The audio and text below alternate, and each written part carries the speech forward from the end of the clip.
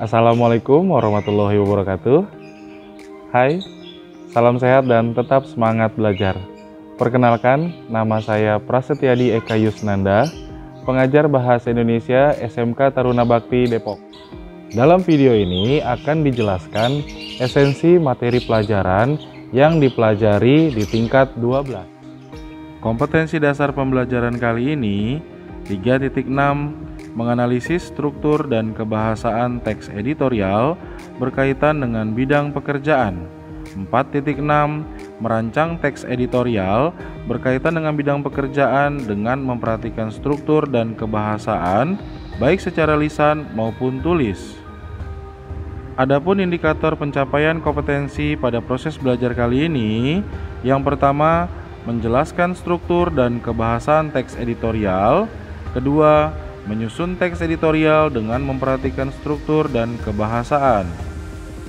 Sehingga tujuan pembelajaran yang diharapkan dapat tercapai pada proses belajar kali ini, yang pertama, peserta didik mampu menjelaskan struktur dan kebahasaan teks editorial.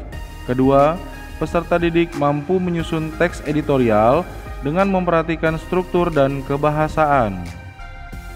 Esensi materi bagian 1. Struktur teks editorial.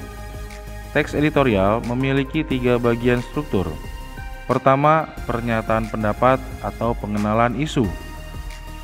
Bagian ini berisi masalah yang menjadi sorotan di masyarakat. Bagian kedua, argumentasi satu sisi.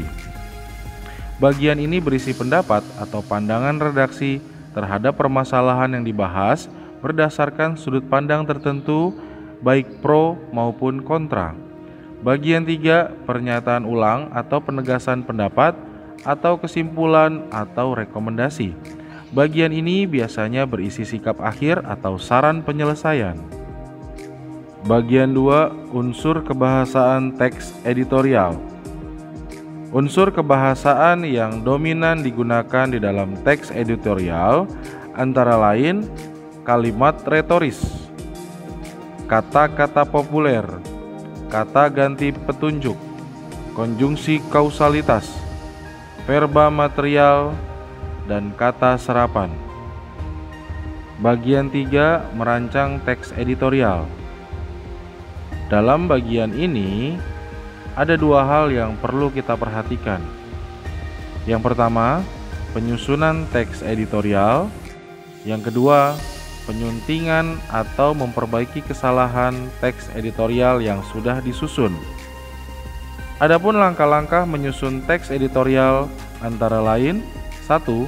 Mengambil topik atau masalah penting yang memiliki sudut pandang berita terkini dan menarik perhatian pembaca. 2. Mengumpulkan informasi dan fakta meliputi laporan objektif dan melakukan riset. 3. Menganalisis masalah yang telah diangkat. 4. Memberikan solusi yang realistis terhadap masalah di luar pengetahuan umum. 5.